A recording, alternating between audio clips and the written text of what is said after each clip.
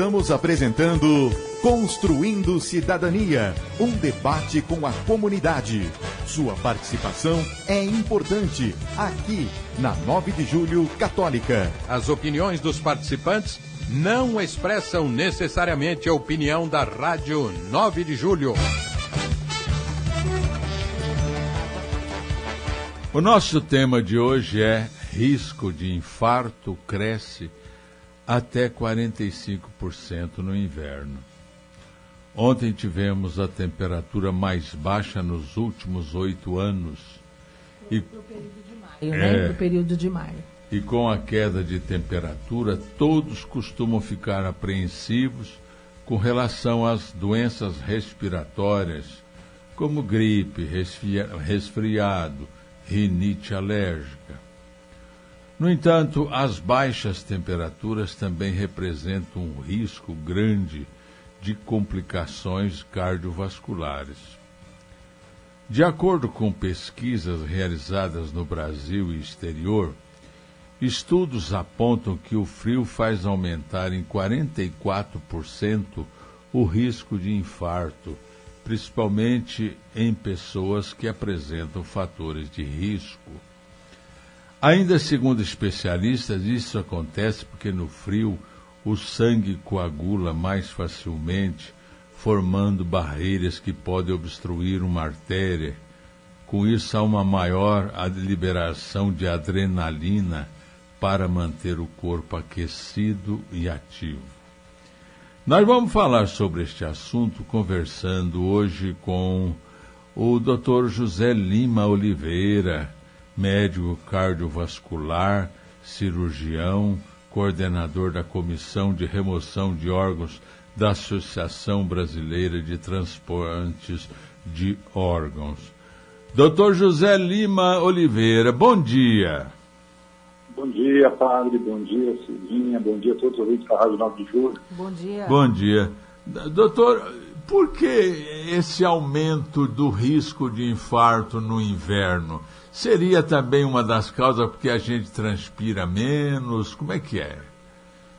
Padre, o que acontece no inverno é uma somatória de fatores que acabam levando ao aumento do risco, não só de infarto agudo do miocárdio, mas de todos os acidentes vasculares cerebrais. Ah, sim.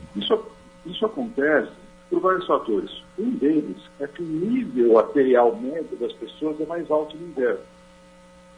O segundo é que o sangue fica um pouco mais viscoso. Isso acontece por quê? Primeiro, que a temperatura cai, e segundo, que as pessoas tendem a ingerir uma quantidade menor de líquidos, erroneamente, equivocadamente.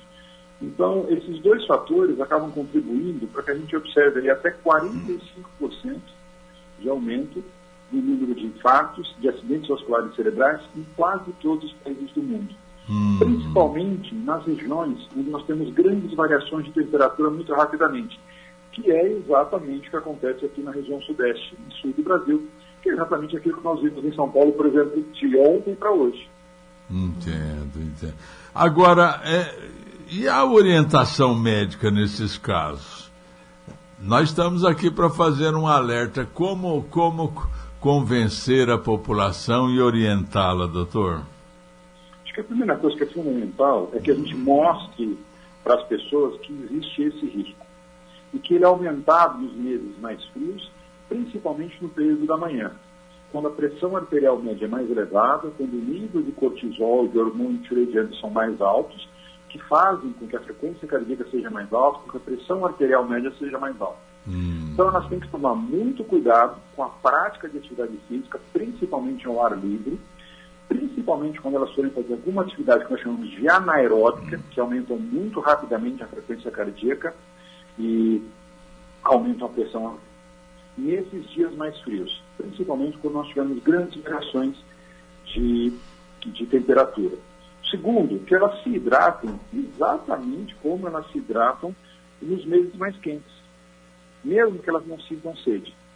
Isso é fundamental para manter o sangue mais viscoso e reduzir assim o risco de ela ter algum evento cardiovascular agudo, grave e eventualmente até mesmo morte súbita. Outra dica que a gente costuma dar é o seguinte: principalmente aquelas pessoas que já têm os fatores de risco, que são hipertensas, que são diabéticas, que fumam, que bebem em excesso, que são estressadas, ou seja, praticamente todos nós, que elas, ao iniciar qualquer tipo de atividade física, principalmente no período da manhã, que elas façam com um pouco mais de calma. Principalmente que elas possam ter longos períodos de alongamento, longos períodos de alguma atividade aeróbica antes de iniciar o exercício físico mais intenso. Dessa forma, a frequência cardíaca e a pressão arterial vai subindo progressivamente. E assim ela também diminui um pouco o risco de apresentar algum evento cardiovascular agudo e de ter, eventualmente, morte súbita, infarto do miocárdio e um acidente vascular cerebral. Agora, doutor, em que idade, digamos, existe maior propensão de se sofrer um infarto? Olha, padre, até eu completo esse ano 20 anos de formado. Quando eu me formei, nós observávamos o seguinte: doença cardiovascular era a doença do sexagenário e era a doença principalmente dos homens. Nós tínhamos um número pequeno de casos nas mulheres. Nós estamos observando, nos últimos anos, especialmente na última década, uma mudança desse quadro. Nós temos um aumento muito grande do número de casos e da gravidade dos casos na população mais jovem e na população feminina. Então, hoje, doença cardiovascular não é doença restrita a pacientes com idade mais avançada, mas a doença cardiovascular, ela comete qualquer faixa etária. Qualquer pessoa, em qualquer fase da vida, pode ter alguma doença cardiovascular grave que leve, por exemplo, a algum evento cardiovascular que possa até implicar num risco iminente de morte. É óbvio que se a pessoa associa fatores de risco, a chance vai aumentando. Se a pessoa tem mais idade, a chance também aumenta. Mas as doenças cardiovasculares que se manifestam antes dos 45 anos de idade são mais graves, com um risco de morte muito maior. Entendo. Doutor, pode-se confundir qualquer dor torácica com o infarto? Dor no peito, assim, nos braços? A observação é pertinente. Por quê? Em especial as mulheres e os pacientes que têm acima de 60 anos de idade, que forem diabéticos, podem eventualmente ter um infarto agudo do miocárdio grave, com risco iminente de morte, sem dor. Além disso, dependendo da localização do infarto, dependendo da artéria que acabou sendo ocluída, as manifestações clínicas podem não ser de dor, em aperto, em peso, com sudorese fria, que é no centro do peito, que é a apresentação clínica mais comum dos casos de infarto. A inflação náuseas.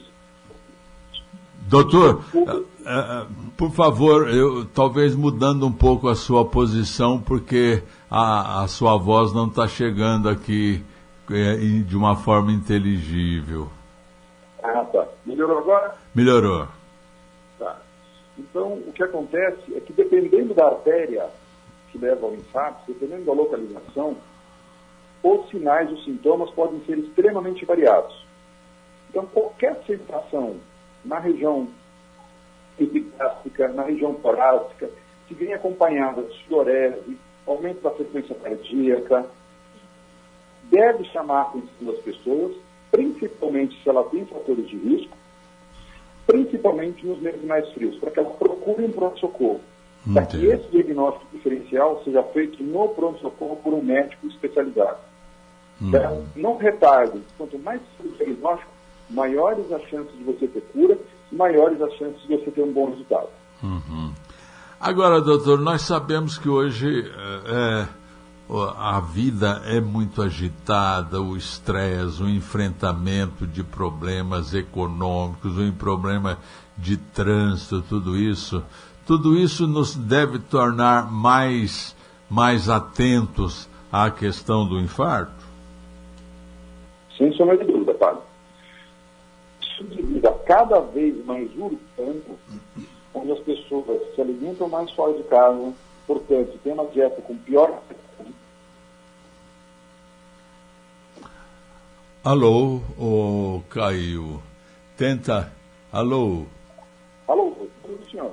Uai, sumiu aqui, Doutor, tente, por favor, um outro local para o senhor falar com a gente, porque de onde o senhor está falando, a gente não está conseguindo ouvi-lo de forma clara. Às vezes, o sinal do celular, né, ele acaba picotando a sua voz e a conclusão. Ah, tá.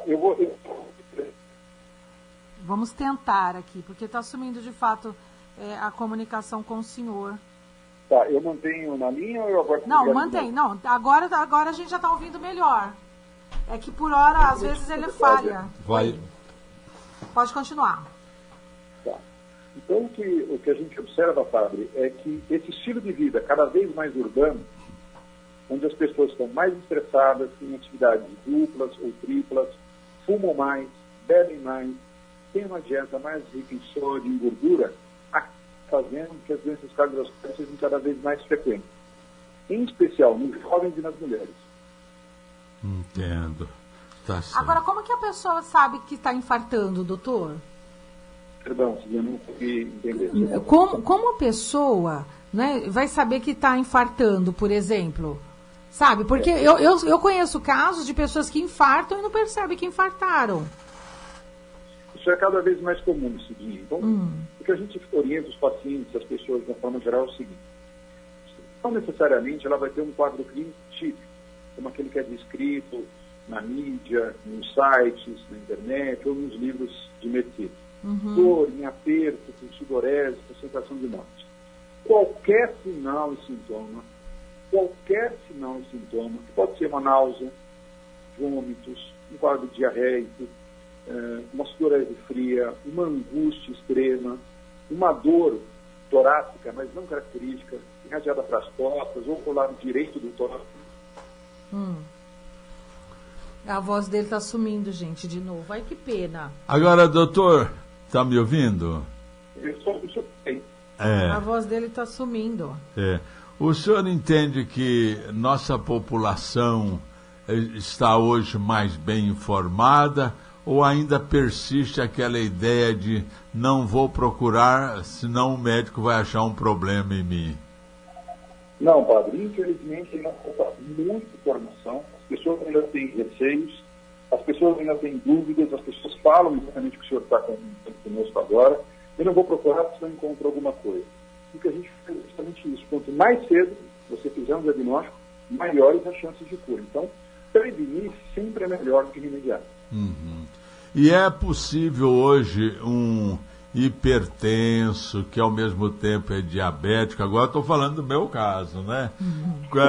De uma certa forma, caminhar com uma certa tranquilidade. Eu acho que é preciso estar sempre atento, né, doutor? E quais são a periodicidade de uma consulta ao médico? Sim, é fundamental que, à medida que toda pessoa que tem fatores de risco pratique atividade física. Por quê? A chance de ela ter um evento cardiovascular agudo é menor. Se ela tiver um evento cardiovascular agudo, o risco de morte é menor. Entendo. Então, a atividade física sempre traz benefícios. Agora, principalmente para quem tem muitos fatores de risco, passe por um cardiologista antes de começar a fazer atividade física. Principalmente agora nos meses mais frios. Para verificar se você não tem nenhuma restrição e se você não tem que começar algum tratamento medicamentoso antes de começar a atividade física. Agora, no frio, a gente fica mais com a musculação contraída. Se agasalhar bem também é aconselhável? Sim. Se agasalhar bem, se proteger do frio, diminuindo o impacto que a temperatura baixa tem sobre o organismo, assim como longos períodos de aquecimento e começar a atividade física por alguma atividade aeróbica, tudo isso acaba fazendo com que a frequência cardíaca e a pressão arterial subam mais devagar e não atinjam picos tão elevados. Dessa forma, você se protege de ter algum evento cardiovascular, de ter um infarto, de ter um derrame, de ter morte súbita e assim por diante. Agora, o dizer que as pessoas as pessoas negras têm mais facilidade, têm mais propensão ao infarto. Isso é mito ou há alguma verdade nisso, doutor? Por quê? Os negros, de uma forma geral, eles têm um risco maior, eles têm uma incidência maior de alguns fatores de risco, como hipertensão arterial sistêmica, então, que é um fator de risco direto tanto para infarto quanto para acidente vascular cerebral. Sim. Então, as doenças cardiovasculares são frequentes, são um pouco mais graves na população negra do que na população branca. Mas isso varia para várias doenças, sabe? Claro. Existem doenças que são mais frequentes nos caucasianos, nos orientais, nos negros. Então, isso, para cada doença, é um fator de risco específico. Mas a presença do traço de negro na pessoa aumenta esse risco. Um paciente com hipertensão, por exemplo. Certo. Agora, nessas questões do coração, a nossa população está bem atendida ou pode encontrar, mesmo aqueles que não têm plano de saúde, que no SUS encontrar um atendimento tranquilo, à altura da gravidade do problema, doutor? Falta...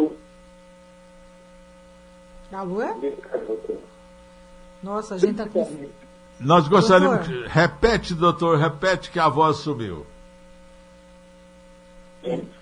Tá difícil falar com ele hoje. Prevenção de doença cardiovascular, principalmente para a população feminina e para a população jovem. E o atendimento fora dos grandes centros ainda não é eficaz e eficiente. Certo. Tem que melhorar.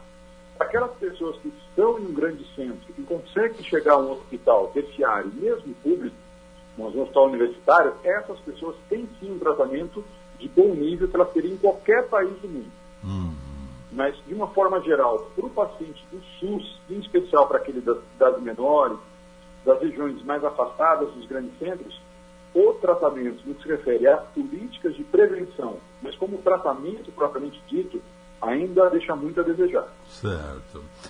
Doutor José Lima Oliveira, médico cardiovascular, cirurgião, coordenador da Comissão de Remoção de Órgãos da Associação Brasileira de Transplantes de Órgãos. Nós queremos agradecer muito a sua gentileza de conversar com os ouvintes da Rádio 9 de Julho. Muito agradecido, doutor. Eu que agradeço a oportunidade, o privilégio de poder levar um pouquinho de informação. É fundamental que nós possamos contar com meios de comunicação, de grande audiência, para levar um pouquinho de informação de forma que as pessoas entendam, não uma forma técnica, mas de forma que a gente consiga atingir um número maior de pessoas. Tá certo. É esse o nosso objetivo. Obrigada, doutor. Até a próxima. Obrigado. Um abraço. Voltamos às 11h05 com o Bom Dia, Povo de Deus.